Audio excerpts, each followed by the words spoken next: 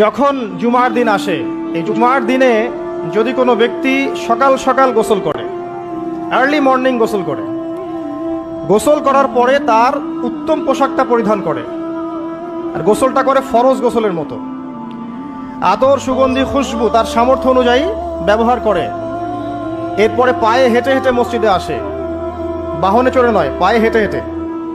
যদি আপনি অনেক দূরে থাকেন সেটা আলাদা কথা।